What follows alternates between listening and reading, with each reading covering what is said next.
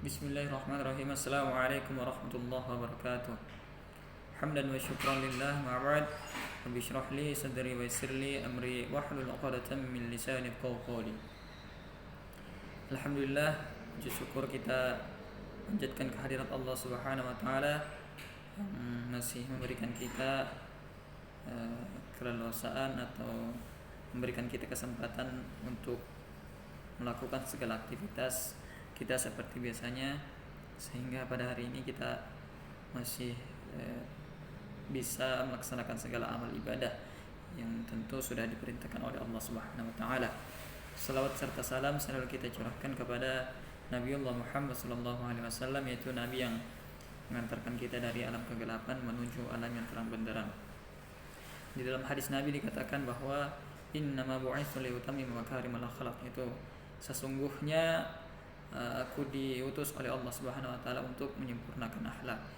Jadi di dalam hadis ini kita sudah bisa menyimpulkan bahwa Rasulullah sallallahu alaihi wasallam ini adalah salah satu tokoh revolusioner yang salah satu tokoh atau salah satu nabi yang membawa suatu perubahan, yaitu hijrah, itu dari jahiliyah menuju alam yang terang benderang.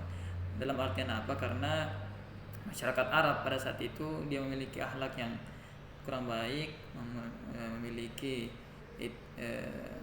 perilaku yang sangat gobrok, memiliki perilaku yang betul-betul sangat melenceng dari ajaran Islam. Bagaimana dia memusyrikkan atau bagaimana dia menyembah berhala, ini adalah salah satu pekerjaan yang sangat dibenci oleh Allah Subhanahu wa taala.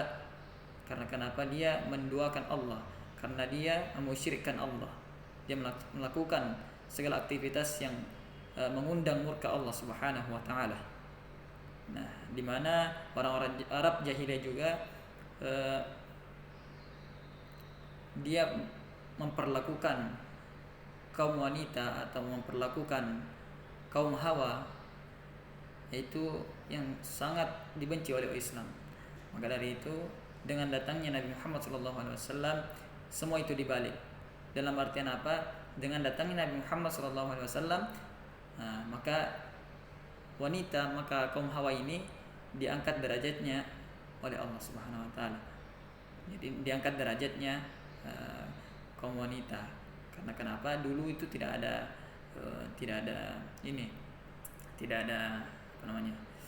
derajatnya sama sekali,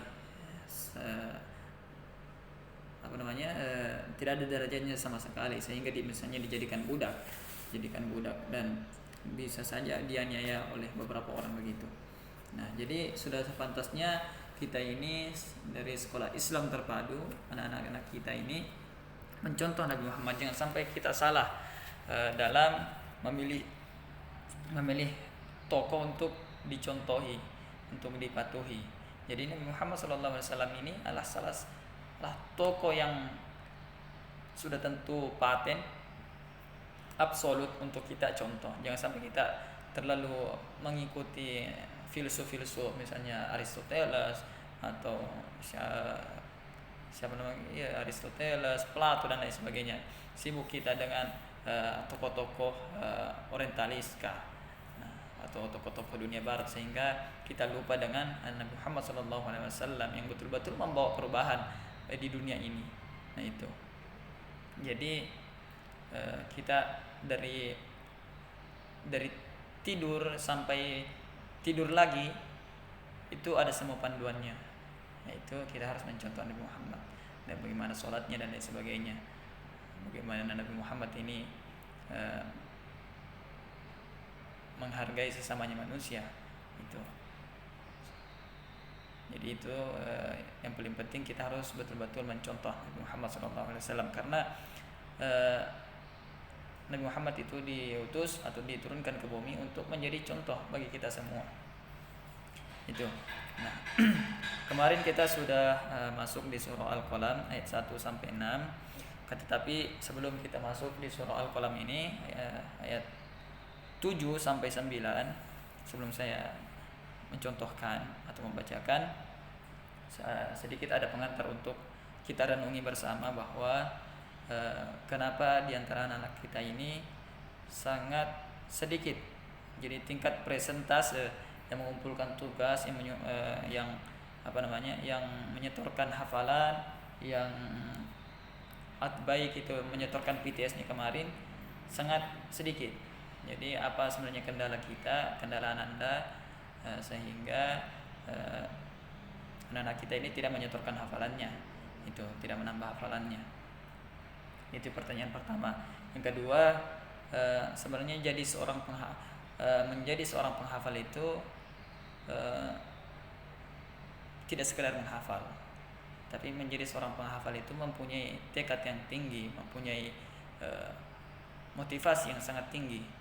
Jadi seketika anak-anak kita ini lagi drop, motivasinya turun, jadi ustadz dan orang tua itu harus mengambil peran. Bagaimana orang tua kita ini mendorong anaknya senantiasa untuk menambah hafalannya, mengulang hafalannya itu. Jadi menghafal tidak sekadar menghafal. Jadi mesti ada orang-orang di sekeliling kita, bagaimana di lingkungan kita ini betul-betul dia mempunyai dampak besar bagi kita, bagi anak-anak kita.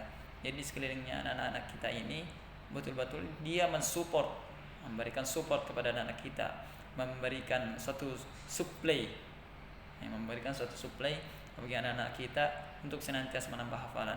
Karena yang paling penting, jika salah satu motivasi kita menyekolahkan anak-anak kita di sini karena kita ingin melihat anak-anak kita ini soleha, agar anak-anak kita ini mempunyai bekal dunia dan di akhirat, mempunyai bekal hafalan. Karena itu yang kita ingin lihat dari anak-anak kita. Nah, misalnya jika anak-anak kita ini tidak menyetorkan hafalannya, jadi apa yang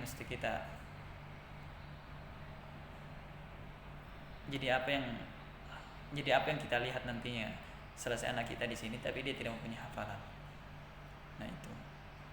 Jadi kita harus sebenarnya bekerja sama, bahwa di sini kita memfasilitasi dalam artian kita di sini siap menjadi pengoreksi bagi anak-anak kita yang setoran hafalan, tapi di rumah orang tua senantiasa untuk memberikan motivasi pada anak kita, mendorong anak kita untuk menambah hafalan. Setidaknya kalau memang anak-anak kita ini tidak bisa menambah hafalan, kita mengingatkan untuk mengulang-ulang hafalan. Jangan sampai hafalan-hafalan yang dulu itu hilang. Itu sebagian hasil pengamatan dari saya pribadi, sebenarnya yang membuat malas anak-anak itu belajar, membuat anak-anak kita ini lagi mager, istilahnya malas gerak untuk menambah hafalannya karena gadget. Saya minta maaf sebelumnya karena menyinggung masalah gadget. Nah, tapi memang faktor terbesar dalam salah satu penghambat terbesar seseorang gagal menjadi penghafal Quran itu memang gadget. Jadi tak heran misalnya nanti di pesantren itu kita dibatasi penggunaan gadgetnya, Androidnya, HP-nya. Karena kenapa? Itu sangat mengganggu kita dalam belajar, terutama menambah hafalan, menghafal Quran. Itu faktor terbesarnya. Ini yang harus dihindari. Sebenarnya kita tidak apa-apa tuh, maksudnya tidak jadi masalah kita memegang HP, tapi itu harus betul-betul dibatasi. Karena kenapa? Itu berdampak bagi karakter anak-anak kita. Itu berdampak dengan daya pikir anak-anak kita.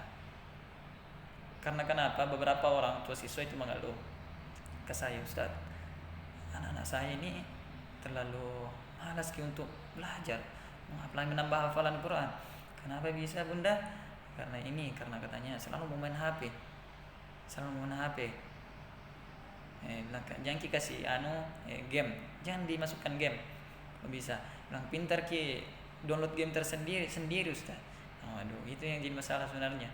Jadi sebenarnya yang jadi kendala terbesar di kita hari ini, kita sudah tahu bahwa salah satu faktor terbesar kenapa anak-anak kita ini gagal dalam atau penghambat terbesar bagi anak-anak kita untuk menghafal Quran itu karena gadgetnya. Tapi kita masih memfasilitasi. Sebenarnya kita tidak boleh memfasilitasi anak kita gadget Android, akan tetapi kita tidak boleh memberikan sepenuhnya kepada anak kita ini Android, karena itu adalah salah satu faktor terbesar penghambat bagi untuk menghafal Quran. Itu pesan-pesan Ustaz Ais selama saya belajar tentang Al-Quran. Apapun itu sangat mempengaruhi pola pikir kita. Jadi ada daya tarik tersendiri memang mengenai HP itu. Jadi sekarang saya tahu alasan ustadz kita, guru-guru kita, kenapa mereka dulu itu melarang kita menggunakan Android. Karena itu, karena pengaruh besar dari Android HP itu sangat besar terhadap pola pikir kita, jika kita menyadari itu. Nah itu, jadi sudah sekarang, apalagi kita ini di masa pandemi, otomatis kita sudah betul-betul memfasilitasi anak-anak kita HP. Tapi dalam artian kita harus juga membatasi anak-anak kita untuk menggunakan Android. Jangan kita memberikan sepenuhnya kepada anak kita ini Android. Jadi begitu. Kalau misalnya kita batasi ada waktu-waktu tertentu anak kita ini boleh pegang HP itu, karena betul-betul sangat mempengaruhi pola pikir anak kita itu. Mungkin itu saja bahan renungan atau bahan evaluasi bagi kita semua, dan ini adalah salah satu faktor terbesar kenapa kita gagal sebenarnya dalam menghafal Quran, dan saya pernah mengalami itu, makanya saya bisa berbicara tentang pengalaman saya tersendiri sebenarnya. Nah itu. Dan bagaimana caranya sebenarnya agar kita ini mudah untuk menghafal Quran. Jadi kita harus sebenarnya pintar, harus cerdas memilih waktu untuk menghafal Quran, untuk menambah hafalan Quran. Jadi waktu terbaik untuk menambah hafalan Quran itu, ya kalau misalnya kita bangun dari sholat tahajud, itu lebih baik di situ untuk yang kelas 6. Jadi bisa menambah hafalan Quran setelah sholat tahajud. Terlebih lagi kalau bisa kita tidak bisa menambah hafalan setelah sholat tahajud, karena mungkin kita tidak bangun sholat tahajud, bisa setelah sholat subuh. Di situ sebenarnya intinya untuk menambah hafalan untuk menambah hafalan Quran. Di situ waktu yang paling baik, momen yang paling baik untuk menambah hafalan Quran. Di mana di situ pikiran kita ini lebih fresh. Bahkan umur-umur seperti saya itu masih bisa menggunakan atau masih bisa menyempatkan waktu untuk menambah hafalan di subuh hari setelah sholat subuh. Karena kenapa? Orang seperti saya saja sudah hampir full memori di kepala saya sendiri, tapi masih bisa fresh pikirannya setelah sholat subuh. Apalagi seperti anak-anak kita masih sedikit di memorinya, belum terlalu banyak dia pikirkan. Jadi waktu subuh adalah waktu yang paling baik untuk menambah hafalan Quran itu. Jadi usahakan bagaimana cara kita ini, orang tua kita ini, membangunkan anak-anak kita untuk sholat subuh. Setelah sholat subuh jangan langsung tidur, sekalipun memang setelah sholat subuh itu sangat berat. Karena kenapa? Karena kita masih dalam kondisi yang betul-betul masih mengantuk begitu. Jadi setidaknya kita ini membaca Al-Quran 15 menit 20 menit setelah sholat subuh, menambah hafalan. Apalagi anak-anak kita itu daya ingatnya, daya tangkapnya itu sangat kuat dibandingkan dengan kita itu. Jadi anak-anak itu sebenarnya jadi saya ada anak privat, dia itu bisa dalam setengah jam itu dia bisa menghafal 3 baris.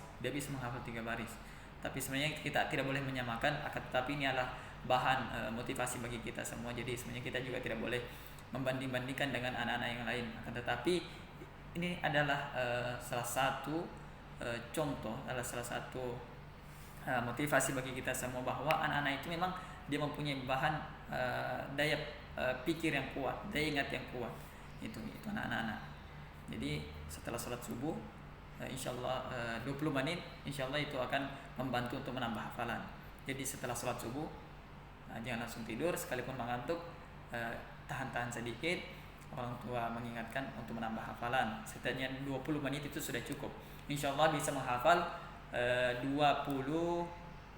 menghafal satu baris atau dua baris. Itu sudah cukup untuk menambah hafalan. Nah, cara yang lain, misalnya kita harus lebih banyak memperdengarkan anak kita ini murotal. Jangan sampai lagu-lagu yang kita perdengarkan anak-anak kita. Jadi lebih banyak mengisi Android kita ini dengan murotal Al-Quran.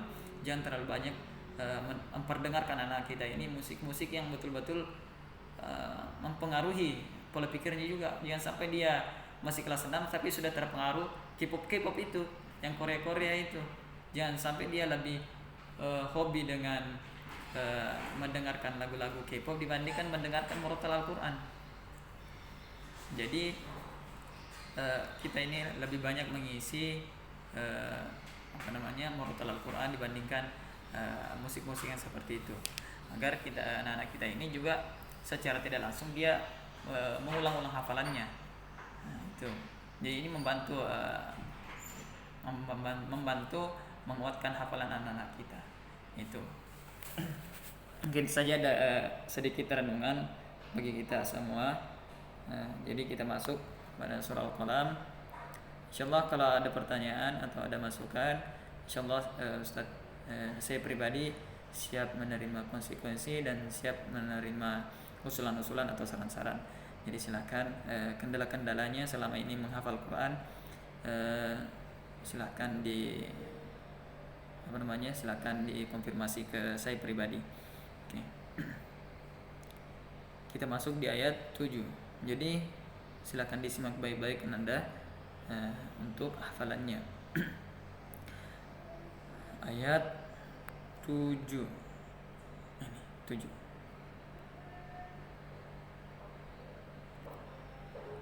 A'udzu billahi minasy syaithanir rajim. Bismillahirrahmanirrahim.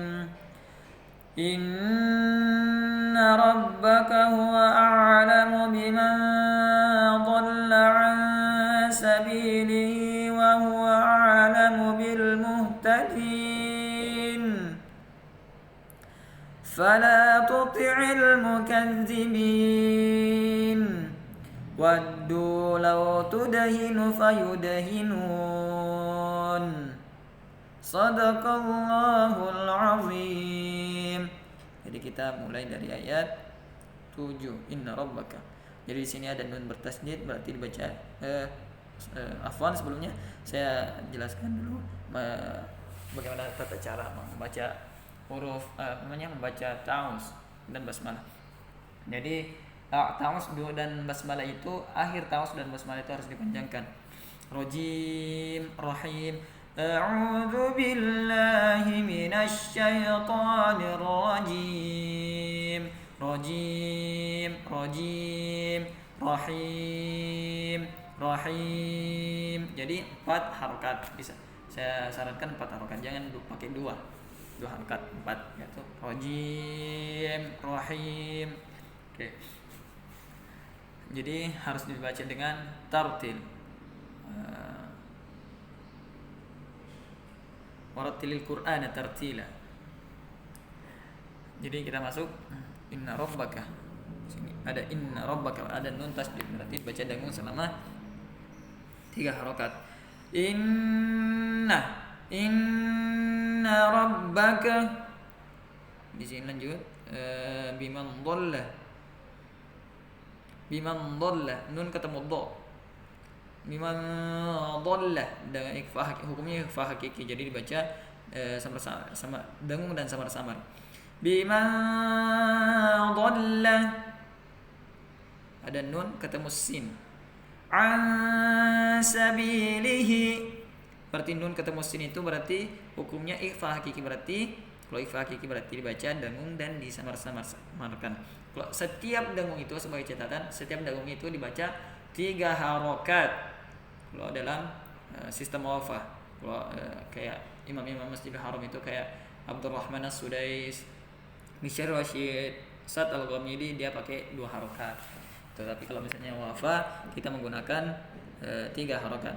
Bima dhalla an sabilihi. wa huwa a'lamu bil muhtadin. Di sini ada lagi mat tabi'i, ini namanya mat tabi'i. Kalau ada ya mati, pasangan ya mati itu kasroh. Kalau mat tabi'i itu ada 3. Nah, salah satunya itu ya mati. Pasangan ya mati itu adalah kasroh. Nah, itu bisa kita lihat di huruf dal di situ berharokat kasroh. Baru setelahnya ada ya mati dina. Berarti itu mat tabi'i. Nah, apabila ada mat tabi'i yang berada di akhir kalimat atau kita berhenti di pada mat itu, maka dia berubah hukum. Jadi mat arid lis sukun. Jadi mat arid lis sukun itu apabila ada mat tabi'i yang berada di akhir kalimat, atau apabila ada mat tabi'i kita waqaf pada mat tersebut. Jadi jadinya mat arid lis sukun. Jadi panjangnya itu 2, 4 atau 6 harokat. Tapi sebaiknya kita menggunakan 4 harokat. Bil muhtadin. Selanjutnya fala tuti'il mukadzibin. Huruf ain juga jangan lupa. Huruf ain itu, jadi huruf ain itu berada di tengah tenggorokan. Fala tuti'il. Jadi sebelumnya afwan tu dengan to. Jadi dia satu tempat makhraj hurufnya. Di satu tempat keluarnya huruf. Tuti, to, ta, fala tuti. Nah, itu di satu tempat. Jadi ini agak-agak sulit juga untuk dibedakan, karena satu tempat atau satu posisi huruf ta dengan to. Tapi to itu pas otomatis dia menggunakan huruf o, mati o. Kalau misalnya ta, dia mati a. Ta to. Jadi kalau kita misalnya baca fala tuti'il itu. Selanjutnya ada mukadzibina. Berarti di situ sama tadi hukumnya muhtadina. Hukumnya mat arid lis sukun.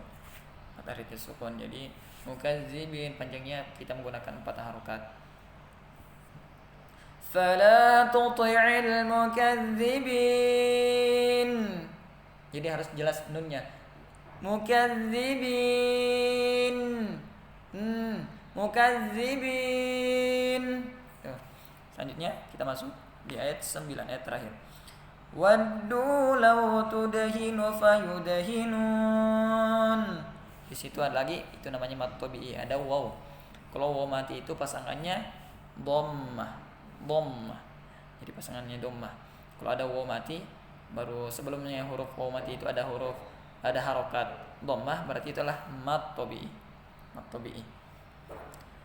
Jadi kalau ada mat tabi'i berada di akhir kalimat, berarti dia beralih hukum, jadinya mat arid lis sukun. Jadi 2, 4 atau 6 harokat panjangnya. Jadi boleh memilih 2, 4 atau 6 harokat. Fayudhinun. Waddu law tudhinu fayudhinun. Nah, itu. Syukran, itu saja dari Ustaz.